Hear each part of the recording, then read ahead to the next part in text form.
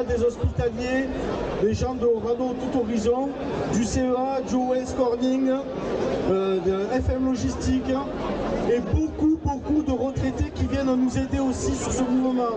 Donc merci à tous les retraités. EDF aussi. Et CIMAT, oui, CIMAT. Ils ont des beaux chapeaux en plus.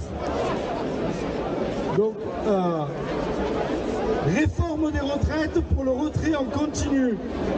La formidable mobilisation sociale organisée par l'ensemble des organisations syndicales est engagée depuis le 19 janvier.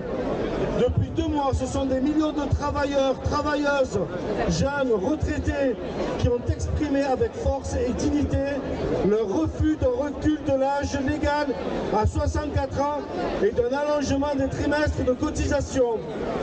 Ce mouvement social a fait la démonstration par les grèves dans tous les secteurs professionnels, toujours mobilisés, et les manifestations dans les grandes comme dans les petites localités du pays, que cette réforme des retraites était brutale, injuste et injustifiée pour l'ensemble du monde du travail. Aujourd'hui, c'est ce mouvement social exemplaire qui démontre que le président de la République et son gouvernement sont en échec devant l'Assemblée nationale. Au lieu de retirer leur projet, ils décident de passer en force en ayant recours au 49.3.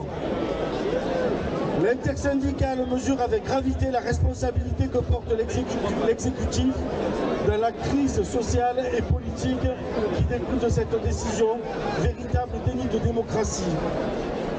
Forte du soutien de la grande majorité de la population, mobilisée depuis des semaines, l'intersyndicale continue à exiger le retrait de cette réforme en toute indépendance dans des actions calmes et déterminées. Elle décide de poursuivre la mobilisation et appelle à des rassemblements syndicaux de proximité. Tout à l'heure, nous allons terminer le défilé au rond-point de 16. On pourra prendre tout notre temps, histoire de perturber la circulation.